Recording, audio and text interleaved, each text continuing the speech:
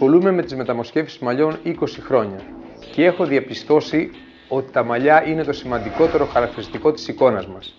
Νέοι που υπευλήθησαν σε μεταμόσχευση μαλλιών ανέφεραν τεράστια ψυχολογικά ωφέλη. Απέβαλαν το φόβο και την ανασφάλεια για τη δημιουργία φαλάκρα στο μέλλον. Ανάμεσα σε αυτούς είναι και πολύ γνωστοί τραγουδιστές, ηθοποιοί, αθλητές και άλλοι, που δυστυχώς όμως δεν το ομολογούν. Ένας από αυτούς που τόλμησε να το παραδεχτεί και μας έδωσε τη συγκατάθεσή του να προβληθεί μέρος της διαδικασίας είναι ο γνωστός τραγουδιστής Στέλιος Δρόκος. Θεωρώ ότι είναι ένα μήνυμα και μια τεράστια βοήθεια προς τα νέα παιδιά να κατανοήσουν ότι η μεταμόσχευση μαλλιών δεν είναι πλέον ταμπού, αλλά η μόνη λύση για να επανακτήσουν τα χαμένα τους μαλλιά. Δυστυχώς, στο χώρο των μεταμοσχεύσεων μαλλιών επικρατεί τόση σύγχυση και δυσπιστία. Γι' αυτό θα σας συνιστούσα να μην παίρνετε βιαστικά μια τόσο σημαντική απόφαση για σας, βασιζόμενοι σε διαφημιστικά τρίκ περί δίθεν νέων τεχνικών και στα καλωστημένα site που τα παρουσιάζουν όλα τόσο απλά και μαγικά. Γιατί την επιτυχία της επέμβασης δεν σας την εγγυάται καμία τεχνική από μόνη της. Την επιτυχία της επέμβασης σας την εγγυάται μόνο η σωστή επιλογή του εξειδικευμένου γιατρού.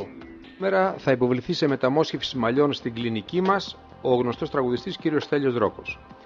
Πριν αρχίσει η επέμβαση πρέπει να μελετηθεί όλο το τριχωτό της κεφαλής και να γίνει ένα προσχέδιο της μελλοντικής εξέλιξης της τριχοφείας. Εν συνεχεία θα πρέπει να γίνει ένας υπολογισμός πόσα μοσχεύματα χρειάζονται στην λήπτρια περιοχή και εν συνεχεία να μελετήσουμε την δότρια περιοχή. Η σημαντικότερη παράμετρος για μια επιτυχημένη μεταμόσχευση είναι η δότρια περιοχή. Το μέγεθος αλλά και η πυκνότητα της δότριας περιοχής θα καθορίσουν την επιτυχία της επέμβασης.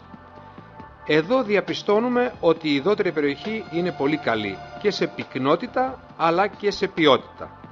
Βλέπουμε εδώ ότι σχεδιάζουμε να κάνουμε μία πύκνωση και στην κορυφή. Εκτός από την μετωποκροτοφική γωνία δεξιά και αριστερά, κάνουμε μία πύκνωση και στην κορυφή. Αφού προετοιμάσαμε τη δότρια περιοχή, τώρα θα πάρουμε το μόσχευμα το οποίο απαιτείται για να γίνει η κάλυψη στην αραιωμένη περιοχή.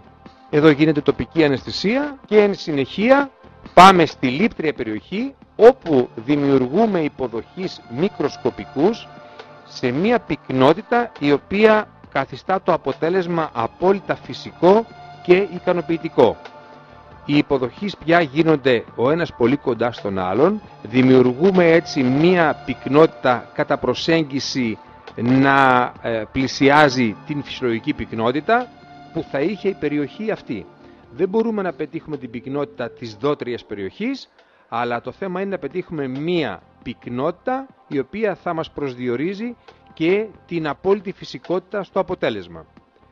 Αφού γίνουν οι υποδοχείς σε όλη την επιφάνεια αυτή την οποία έχουμε σχεδιάσει πριν γίνει η επέμβαση, θα τοποθετηθούν τα τριχοθυλάκια που έχουμε προετοιμάσει, τα μονότριχα, τα δίτριχα και πιο πίσω τα τρίτριχα.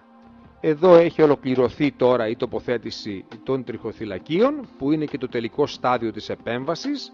Όλη αυτή η περιοχή που φαίνεται τώρα τραυματική μέσα σε μία εβδομάδα θα έχει επουλωθεί και θα γίνει όπως ήταν πριν.